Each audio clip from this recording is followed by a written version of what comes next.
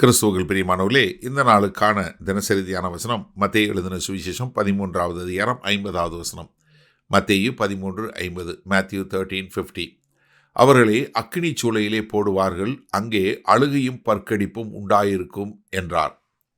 ஏன்னா உலகத்தின் முடிவில் பொல்லாதவர்களை எல்லாம் தேவதூதர்கள் என்ன பண்ணுவாங்க, பொல்லாதவர்களை எல்லாம் எடுத்து அவங்கள கொண்டு போய் என்ன செய்வாங்க, அக்கினி சூளையில் போடுவாங்க.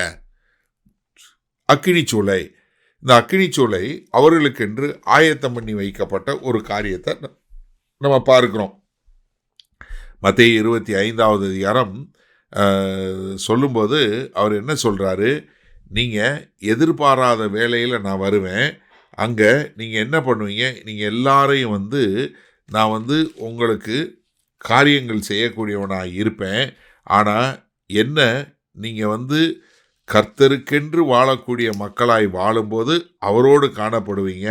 அப்படி இல்லைன்னா நீங்கள் என்ன பண்ணப்படுவீங்க, நீங்கள் அங்கே பூமியில் பரிசுத்தவான்கள் மத்தியில் உங்களை இருக்க விட்டுருப்பேன். ஆனால் கடைசி காலத்தில் நீங்கள் எடுக்கப்பட்டு என்ன செய்வீங்க, நீங்கள் அக்கினி சூளையில் விழுவீங்க. அக்கினி சூளையில் விழக்கூடிய ஒரு காரியம் உண்டாகும் என்று சொல்லக்கூடியதா. அப்போ நம்ம இதை திரும்ப திரும்ப ஆண்டவர் சொல்கிறார்.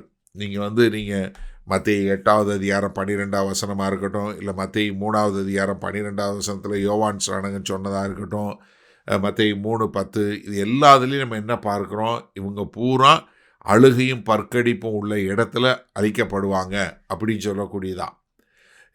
அப்போஸ்தலனாகிய யோவான் வெளிப்படுத்தின விசேஷத்தில் பார்க்கும்போது, வெளிப்படுத்தின விசேஷம் 19வது அதிகாரம் 20வது வசனத்தில் பார்க்குறோம்.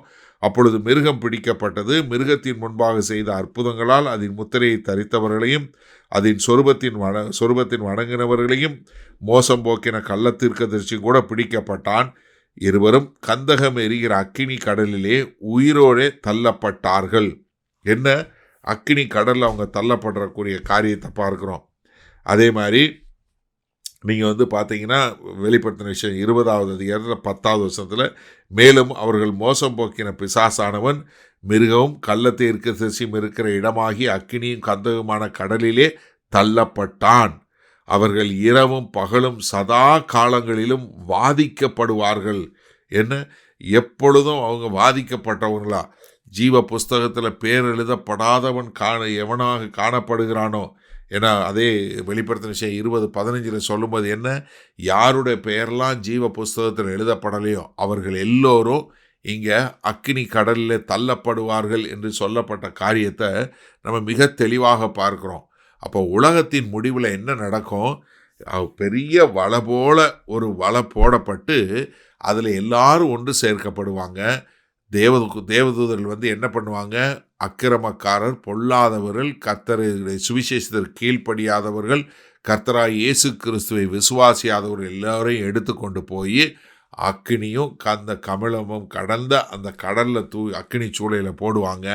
அங்கே அழுகையும் பற்கடிப்பும் உண்டாயிருக்கும். இதுதான் அவர்களுடைய முடிவு. சரி, இதனால் இந்த வசனத்தை நம்ம எப்படி எடுத்துக்கொள்வது? கர்த்தராய் இயேசு கிறிஸ்து திரும்ப திரும்ப நம்ம கொடுக்குற எச்சரிக்கை இதுதான். உலகத்தின் முடிவு எப்படி இருக்க போகுது, நீங்கள் எப்படி இருக்க போகிறீங்க, நீங்கள் உங்களுடைய முடிவை நீங்கள் தெரிந்து கொள்ள முடியும். எனக்கு அருமையான சகோதரனே சகோதரியே, நீங்கள் எங்கே போய் இருக்க போகிறீங்க அப்படிங்கிற ஒரு முடிவை இப்போ தான் நீங்கள் முடிவெடுக்க முடியும். நீங்கள் மரித்ததுக்கப்புறம் ஒரு முடிவு எடுக்க முடியாது. நீங்கள் ஜீவனோடு இருக்கும்போதே இந்த முடிவு எடுக்கணும்.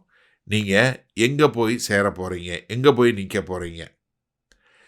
நீங்கள் பொல்லாதவர்களோடு சேர்ந்து அக்கினி கடலில் அக்கினி சூளையில் போடப்பட்டு அங்கே அழுகையும் பற்கடிப்பும் உள்ள இடத்துல போய் நிற்க போகிறீங்களா, இல்லை கர்த்தராகிய இயேசு கிறிஸ்துவை விசுவாசித்து அவரோட சேர்ந்து எப்பொழுதும் அவருடைய பிரகாசமுள்ள அந்த மகிமையினுடைய இடத்துல இருந்து நீங்களும் பிரகாசிக்கக்கூடிய மக்களாக இருக்க போகிறீங்களா?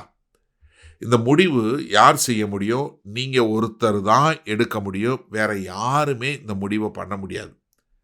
இந்த முடிவு யார் எடுக்க முடியும்? நீங்கள் ஒருத்தர் தான் எடுக்க முடியும். அப்போ இந்த முடிவை நீங்கள் எடுத்து இப்போ எடுக்க முடியும், பிறகு எடுக்கவும் முடியாது. ஏன்னா சாத்தான் எப்பொழுதுமே ஒரு முடிவை உடனே எடுக்க விடாமல் பண்ணக்கூடிய ஒரு காரியத்தை தான் செய்வான். கற்பனையான ஒரு கதை. சாத்தான்கிட்ட வந்து அவனுடைய பிசாசுகள் 3 பேர் வந்து சொன்னாங்களாம், மக்களை எப்படி வஞ்சிக்கலாம் அப்படின்னு சொல்லி. அப்போ ஒருத்தன் வந்து சொன்னானா, நான் போய் இயேசு கிறிஸ்து இல்லை அப்படின்னு சொல்லி சொல்கிறேன்னு. அப்போ உடனே சாத்தான் சொன்னா, அதெல்லாம் நம்ப மாட்டாங்க, அவங்களுக்கு தெரியும். இல்லை, 2வது ஒருத்தன் சொன்னானா, கடவுளே இல்லைன்னு போய் நான் சொல்கிறேன் அப்படின்னு, அதுவும் நம்ப மாட்டாங்க. 3வது ஒருத்தன் வந்து சொன்னானா, கடவுள் இருக்காரு, இயேசு கிறிஸ்து இருக்காரு, பாதாளம் உண்மை, பரலோகம் உண்மை, ஆனால் நீ இன்னைக்கே முடிவெடுக்க வேணாம், கொஞ்சம் காலதாமதமாக எடுக்கலாம் அப்படின்னு சொல்லி சொன்னானா. அப்போ சாத்தான் சொன்னானா, நீ அநேகரை உன்னால் சுதந்திரிக்க முடியும், நீ போய் செய்ய அப்படின்னு. எனக்கு அருமையானவர்களே, காலதாமதம் பண்ணாதீங்க. கதவு இப்பொழுது திறந்திருக்கிறது. கர்த்தரை ஏற்றுக்கொள்வீர்களா? வல்ல பிதாவே, இதோ இந்த அருமையான நல்ல நாளுக்காய் நன்றி. இந்த செய்தியை கேட்டுக்கொண்டு இருக்கிற ஒவ்வொருவரும் இன்றே கதவு திறந்திருக்கும் போதே ஆண்டவரே உம்மை ஏற்றுக்கொண்டு ஒரு நல்ல முடிவை எடுத்து நித்திய காலமும் உம்முடைய பிரசன்னத்தில் வாழக்கூடிய ஒரு கிருபையில் வாழ எங்கள் தேவன் இரக்கம் பாராட்ட வேண்டுமாய் இயேசு கிறிஸ்துவின் மூலம் ஜெபிக்கிறோம் வல்ல பிதாவே, ஆமேன். கர்த்தர் உங்களை ஆசீர்வதிப்பாராக. நாம் இன்று மாலை மண்ணால் சந்திப்போம்.